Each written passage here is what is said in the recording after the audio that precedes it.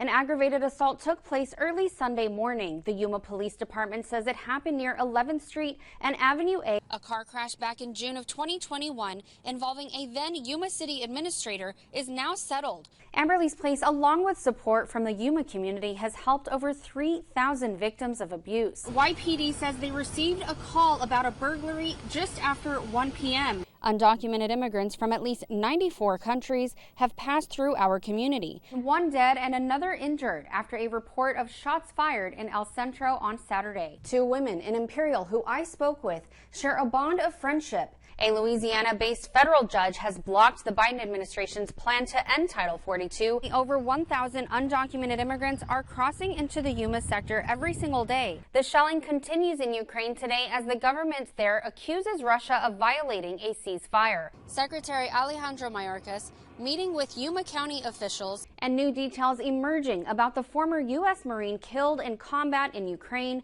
Mr. Rodriguez's insurance company has been problematic because of his allegations that I was the aggressor in the incident throughout.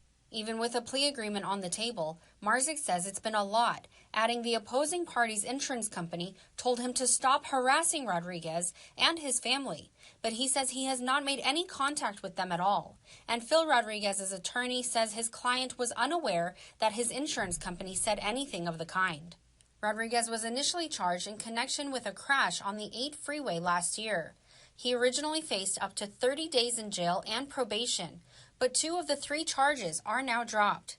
Rodriguez is no longer facing unsafe lane change and false reporting to law enforcement charges, which means no jail time and no probation. Only a $460.96 fine is due for the amended failure to give information and assist charge. That remains in the plea deal. I am disappointed in the outcome of the case.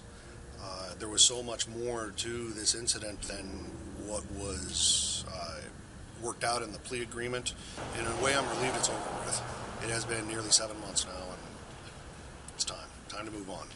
The defense also made it a point to mention that Rodriguez successfully passed a polygraph test, which he says proves he did not intentionally hit Marzik's vehicle and did not intentionally lie to authorities about the crash. Why did this man target me, pursue me from the freeway after impacting my vehicle to private property, and then engage me on a city street?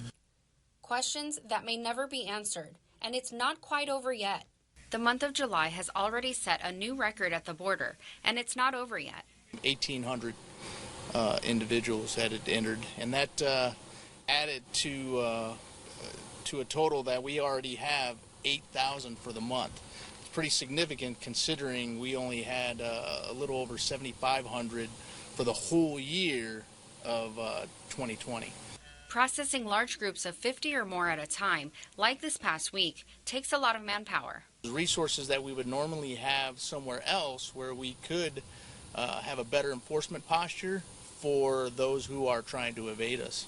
Migrants are so familiar with the process of entering the country that they simply walk across the border and either walk right up to patrol agents or sit down and wait for them to arrive. A majority of those over the weekend were crossing and basically turning themselves in. They would cross, they would look for an agent would come to them, they'd turn in their birth certificate and whatever documentation that identified them. The most recent apprehensions included migrants from Brazil, Cuba, Ecuador, and even Nicaragua. The cartels may not be actively recruiting in Mexico. You know, when we see countries that are targeted or we see a lot of one country, it leads us to believe that those are the countries that are being recruited. Agents say while most migrants are not dangerous and usually travel in family units, some are unruly and still try to run away.